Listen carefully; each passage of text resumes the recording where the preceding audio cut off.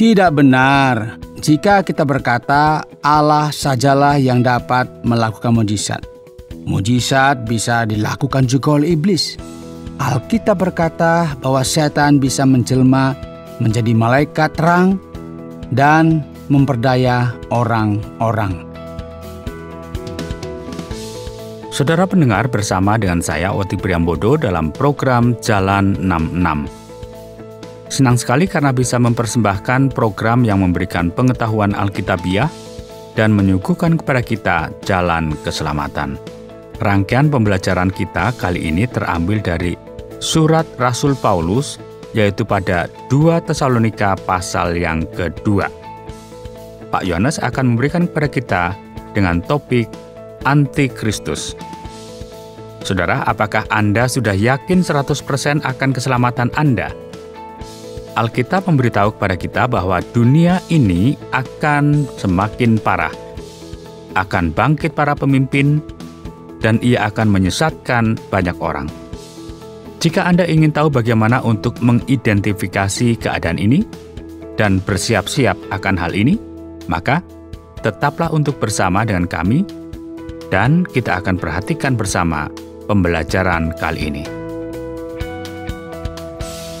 Saudara yang dikasihi oleh Tuhan, mungkin Anda menjadi takut, menjadi khawatir karena mendengarkan perkataan antikristus yang sering disebutkan dalam literatur eskatologi. Dan banyak film yang menggambarkan akhir zaman ini dengan orang-orang yang jahat dan mengerikan. Orang-orang yang penuh dengan dosa, seperti yang dikatakan dalam firman Tuhan. Sekarang ada pertanyaan yang perlu dipertanyakan. Bagaimana antikristus muncul dalam 2 Tesalonika pasal 2 ini? Saudara, kita telah membaca mengenai gereja yang sangat dipuji dan memiliki banyak kualitas, serta gereja yang telah mengalami banyak penganiayaan, dan tiba-tiba muncul masalah eskatologi di sini. Apa sebenarnya yang terjadi? Mari kita mengingat lagi bahwa dalam pertama Tesalonika pasal 4, gereja ini banyak bergumul, dan oleh sebab itu Paulus menuliskan kepada mereka mengenai pengangkatan gereja. Dan sebagaimana yang bisa kita lihat, ini terjadi sekitar tahun 51 sampai tahun 52 pada era kekristenan. Dan oleh sebab itu orang-orang mulai mempertanyakan tentang apa yang akan terjadi kepada mereka ketika mereka mati, dan pada akhirnya apa yang terjadi pada zaman akhir. Orang-orang ini menjadi khawatir dan ingin mengetahui eskatologi tersebut. Sekarang Paulus menghadapi masalah yang terjadi di gereja di Tesalonika dan memberikan mereka informasi dan bimbingan yang benar mengenai akhir zaman serta antikristus. Saudara, pasal ini diawali dengan mengatakan tentang keadaan Tuhan kita Yesus Kristus dan terhimpunnya kita dengan Dia. Kami minta kepadamu saudara-saudara, supaya kamu jangan lekas bingung dan gelisah, baik oleh ilham roh maupun oleh pemberitaan atau surat yang dikatakan dari kami, seolah-olah hari Tuhan telah tiba. Mari kita perhatikan, sepertinya ini ada sebuah kebingungan ya di jemaat Tesalonika. Ada beberapa orang yang bahkan telah mengirimkan surat yang mungkin ditandatangani oleh mereka, yang mengatakan bahwa surat tersebut berasal dari Paulus. Mereka mengatakan dan menubuatkan hal-hal yang berkaitan dengan kedatangan Kristus kembali. Mereka mencoba untuk memberikan informasi mengenai hal ini kepada jemaat yang ada di sana, yang mencoba memusingkan kepala mereka. Saudara, umumnya jika seseorang berkata bahwa Yesus akan datang kembali 1 minggu lagi atau mungkin 1 bulan lagi, tentu ini akan mengganggu kehidupan setiap orang. Ada beberapa orang yang berkata bahwa hari Tuhan telah datang. Yang lain berkata hari Tuhan akan datang. Oleh sebab itu Paulus menjelaskan, mengajar, dan membimbing dengan benar kepada jemaat yang ada di Tesalonika berkaitan dengan masalah ini. Mari kita perhatikan saudara, mungkin saudara akan bertemu dengan orang yang fanatik.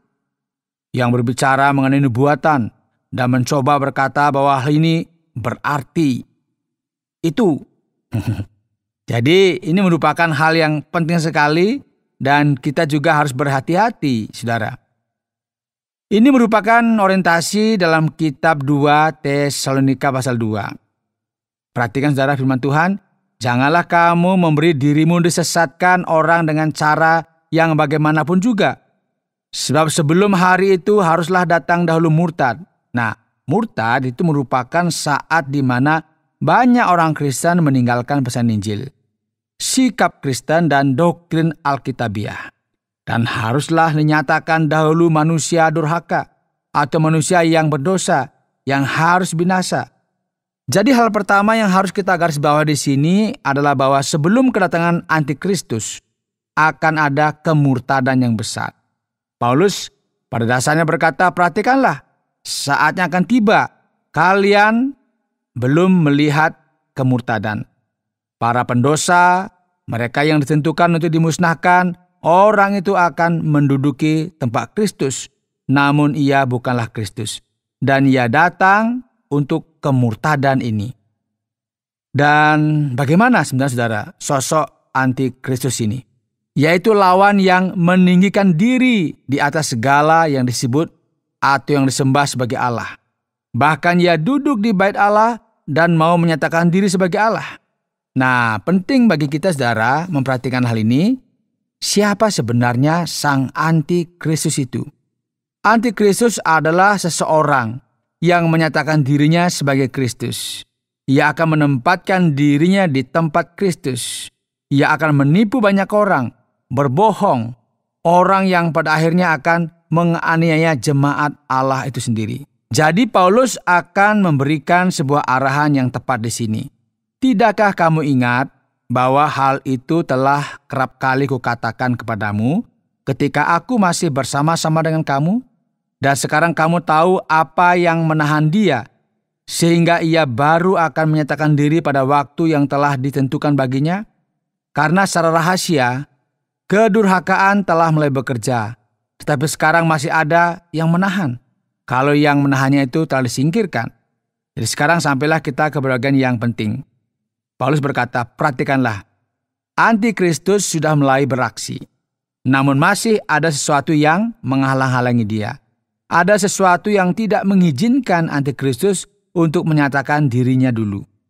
Di sini ada sebuah diskusi yang besar, saudara, mengenai perbedaan kemungkinan dan bagaimana sebenarnya arti frase dalam firman Tuhan ini yang menahannya. Sekarang kita tahu bahwa ada yang menahan sang antikristus itu. Apakah yang menahan itu merupakan roh Allah ataukah sesuatu yang lain? Firman Tuhan tidak menjelaskan tentang hal ini. Ia ditahan namun akan ada waktunya di mana dia akan menyatakan dirinya. Pada waktu itulah si pendurhaka baru akan menyatakan dirinya. Demikian kalau kita baca di ayat 8. Dan ia juga tidak akan kemana-mana, karena Tuhan Yesus akan membunuhnya dengan napas mulutnya dan akan memusnahkannya kalau ia datang kembali. Kedatangan si pendurhaka itu adalah pekerjaan iblis dan akan disertai rupa-rupa perbuatan ajaib, tanda-tanda, dan mujizat-mujizat palsu. Mari kita perhatikan saudara, suatu hari nanti akan ada seseorang yang berkuasa yang akan datang dan ia akan memperdaya banyak orang. Ia akan menyebut dirinya Mesias dan ia akan meminta semua orang memujinya dalam masa kedurhakaan. Jadi menarik sekali karena orang ini sungguh-sungguh berkuasa dan ia dapat melakukan mujizat yang luar biasa melalui kuasa iblis. Dan hal ini akan menjadi tanda zaman akhir. Ia akan mengadakan dengan rupa-rupa tipu daya jahat terhadap orang-orang yang harus binasa karena mereka tidak menerima dan mengasihi kebenaran yang dapat menyelamatkan mereka. Dan itulah sebabnya Allah mendatangkan kesesatan atas mereka yang menyebabkan mereka percaya akan dusta. Mari kita perhatikan saudara dengan baik-baik ya. Allah mengetuk pintu hati kita dan berkata, ini adalah undangan keselamatan. Dan ketika seseorang menutup pintu hati mereka, menolak keselamatan, orang tersebut akan masuk ke dalam sebuah proses pengerasan hati. Dan hal ini akan membuat orang tersebut mudah diperdaya oleh kuasa antikristus. Ini merupakan suatu yang mengerikan, saudara. Bagaimana banyak orang akhirnya mengeraskan hatinya kepada Injil dan akhirnya percaya kepada hal-hal yang tidak masuk akal yang mereka dengar. Ini merupakan kuasa yang menggoda, yang akan memimpin orang-orang untuk mempercayai kebohongan dusta.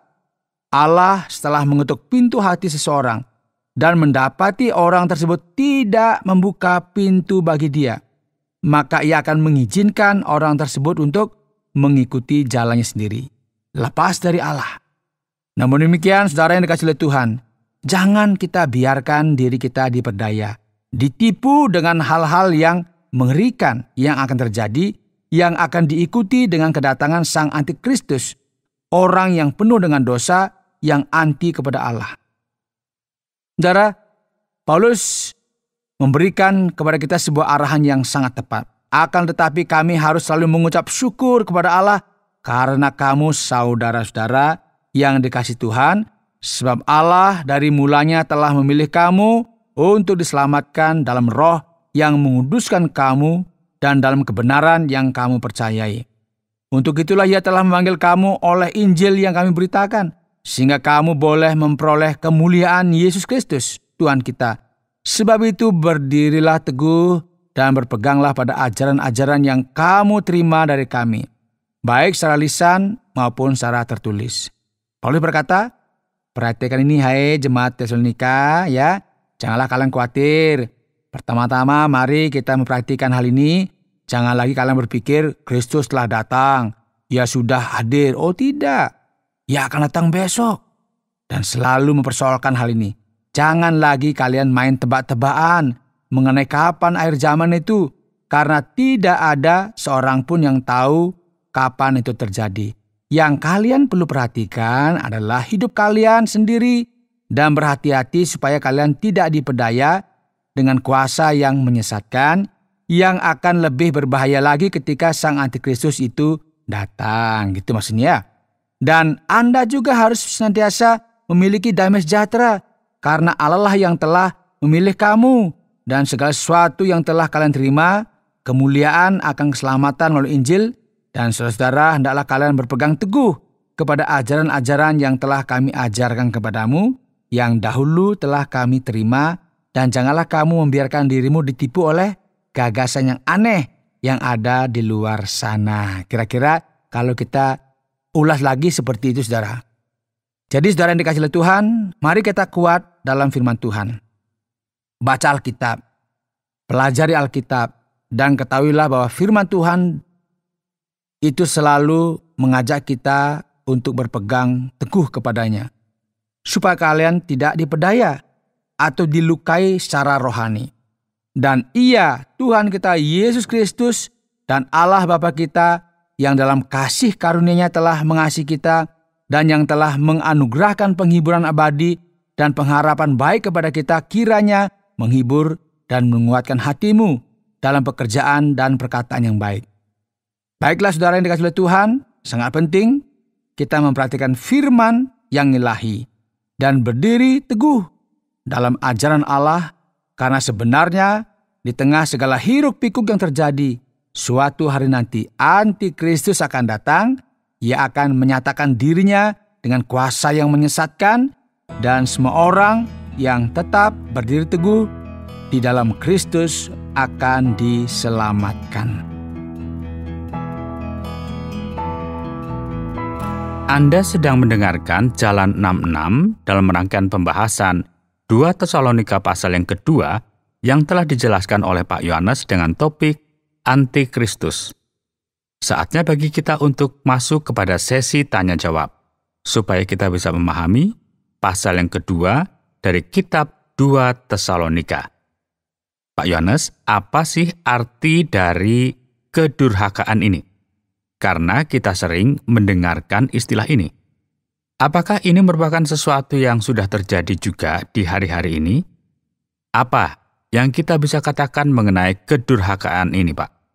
Iya Pak Oti, jika kita memperhatikan Alkitab, kita bisa berkata bahwa kedurhakaan adalah saat di mana semua orang berpaling dari iman mereka. Artinya apa? Ini berarti bahwa kelompok orang percaya yang menyebut dirinya Kristen pada suatu saat akan bersikap dan bertindak menentang ajaran Alkitab. Jadi, kedurhakaan berarti sebuah sikap moral yang berpaling dari iman kepada Kristus.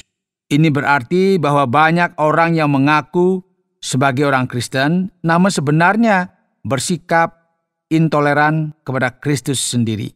Mereka tidak percaya akan apa yang dikatakan oleh Alkitab dan akan berbuat dosa jauh dari ekspektasi Allah. Jadi sekarang kita bisa berkata bahwa kedurhakaan ini telah terjadi.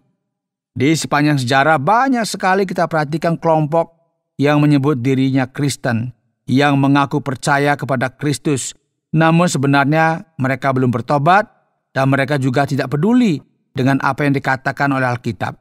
Menarik sekali ya, jika kita memperhatikan pada masa-masa sekarang, ada kelompok-kelompok yang menyebut diri mereka Kristen, yang sebenarnya menempatkan dirinya sendiri dalam posisi yang melawan firman Allah.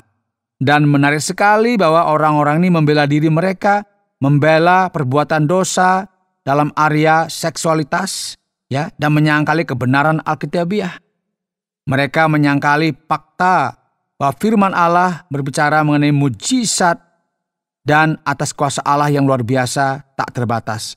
Dan mereka juga menyangkali keselamatan yang hanya berasal dari Tuhan Yesus Kristus. Ini adalah kedurhakaan. Dan kita bisa berkata bahwa ada banyak hal-hal yang demikian di dunia ini.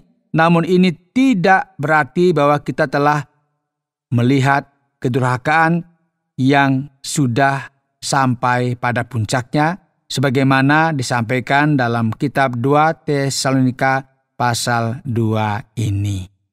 Sekarang Pak Yohanes mengenai pengamatan teknis di sini. Jika kita berbicara mengenai perbedaan penterjemahan, terjemahan lain dari ayat yang kedua pada pasal 2 ini menggunakan istilah ilham roh. Tetapi dalam BIMK dikatakan nubuatan. Bagaimana Pak Yohanes? Kita bisa memahami perbedaan dari kedua hal ini. Dan bagaimana kita memahami apa yang sebenarnya terjadi di Tesalonika berkaitan dengan hal ini? Ya, masalahnya adalah orang-orang yang ada di Tesalonika diperingatkan ya dan digoncangkan karena ada orang-orang yang berkata, Yesus telah datang. Mari kita perhatikan bahwa ia akan segera datang dalam beberapa hari ini. Dan semua kebingungan, saudara. Ada orang yang telah mengirimkan surat dengan membubuhkan tanda tangan atau cap seakan-akan Pauluslah yang menuliskan hal itu. Ada orang lain memberitakan hal ini di tengah-tengah jemaat, ya. Firman Tuhan berkata bahwa jemaat yang ada di Tesalonika supaya jangan goyah atau goncang dengan pesan atau ilham dari roh ini.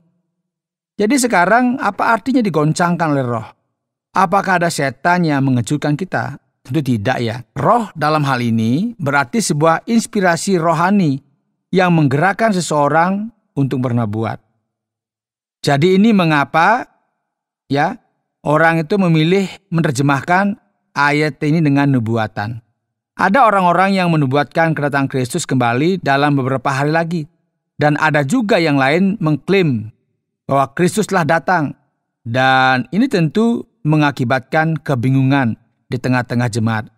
Inilah mengapa Paulus menasihatkan mereka untuk tidak mendengarkan apa yang tidak benar dan yang tidak masuk akal dan yang tentunya yang tidak sesuai dengan firman Tuhan. Sekarang Pak Yohanes, bagaimana dengan antikristus yang menduduki bait Allah? Bait Allah yang mana ini Pak? Dan apakah ini juga akan menganiaya gereja? Ya, memang ini merupakan sebuah perbincangan yang besar Pak Otia.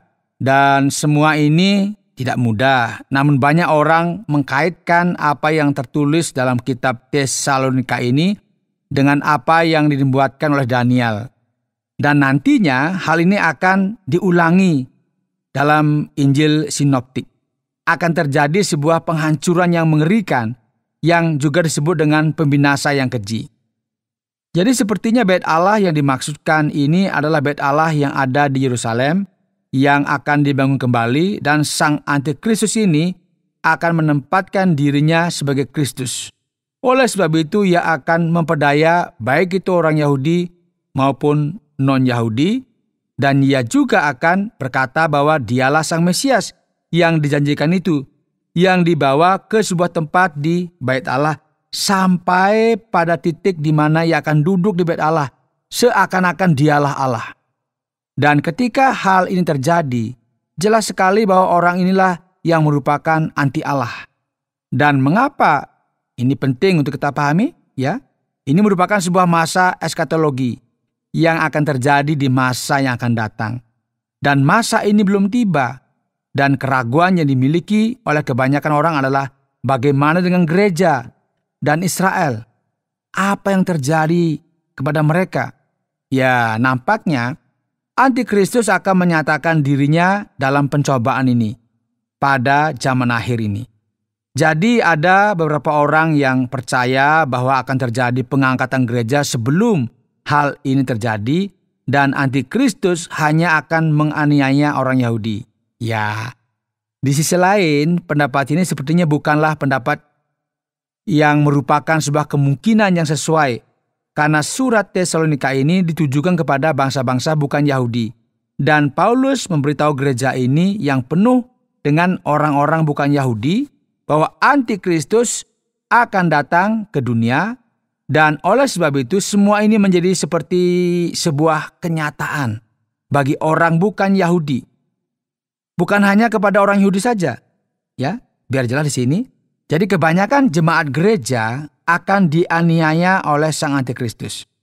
Ada beberapa orang yang percaya bahwa ini akan terjadi dalam penghujung akhir zaman. Ya, ada yang lain yang berkata bahwa ini akan terjadi di pertengahan penghujung zaman. Ini merupakan pendapat yang berbeda yang diberikan oleh mereka yang mencoba memahami seperti apakah pencobaan yang akan melanda dunia ini. Yang berikut Pak Yones, ada yang lain yang saya pikirkan, yaitu Antikristus. Sepertinya ini belum muncul, karena ada sesuatu yang menahannya. Apa yang menahan Antikristus untuk datang, Pak? Ya, ini merupakan sebuah pertanyaan yang sulit, Pak Oti, ya. Tidak ada seorang pun yang tahu dengan jelas mengenai hal ini. Sepertinya orang Tesalonika tahu mengapa Paulus menuliskan hal ini, dan tidak perlu penjelasan yang lebih detail lagi. Ada beberapa orang yang berpendapat bahwa ini merupakan sesuatu yang sesuai dengan pendapat Anda sendiri. Ada yang lain yang percaya bahwa ia adalah salah satu atau seorang yang khusus. Dalam bahasa Yunani, ayat ini menggunakan kata netral dan terkadang menggunakan kata maskulin.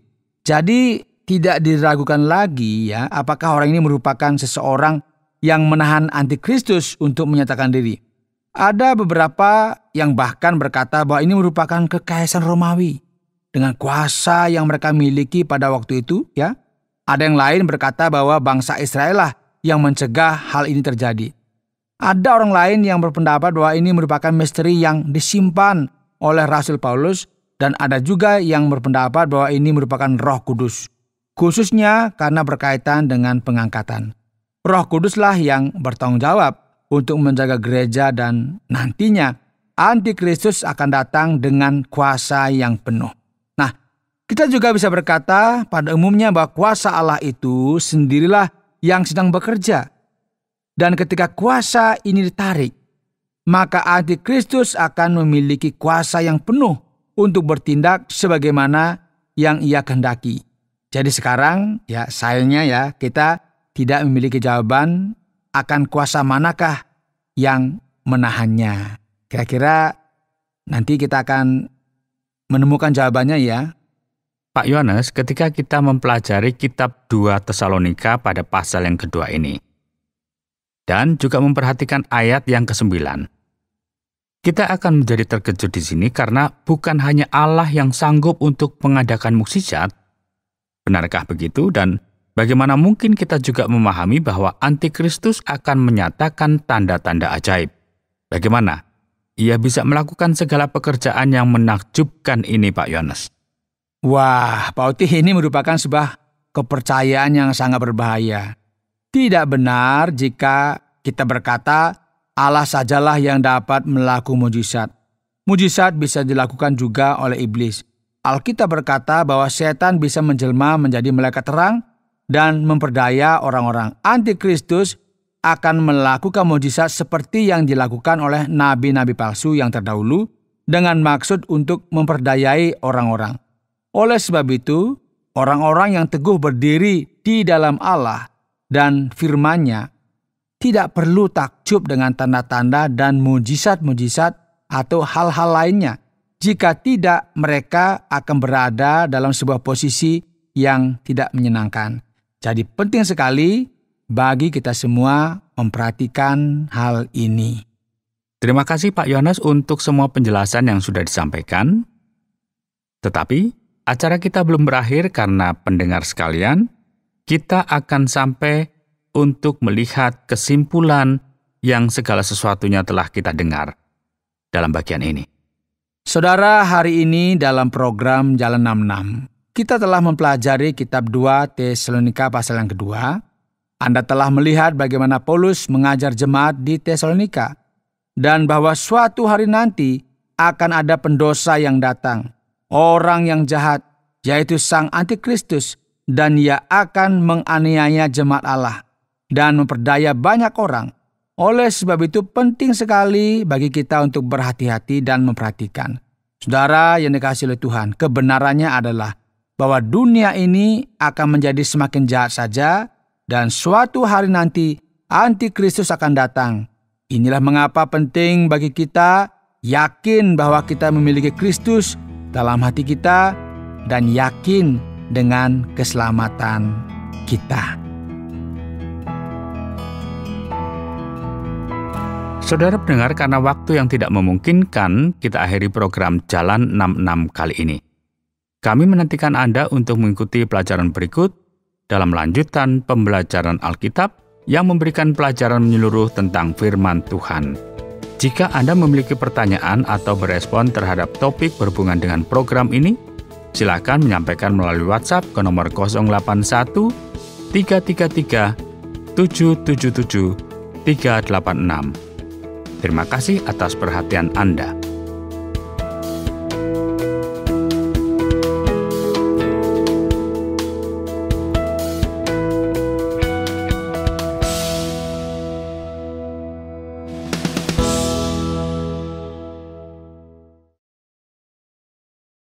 Terima kasih Anda sudah mengikuti program kami. Jika Anda diberkati, jangan lupa like, komen, dan share supaya Anda tidak ketinggalan setiap program terbaru kami. Jangan lupa juga untuk subscribe channelnya dan nyalakan loncengnya. Jika Anda ingin mendukung pelayanan kami, bisa melalui rekening kami berikut ini atau menghubungi kami di sini.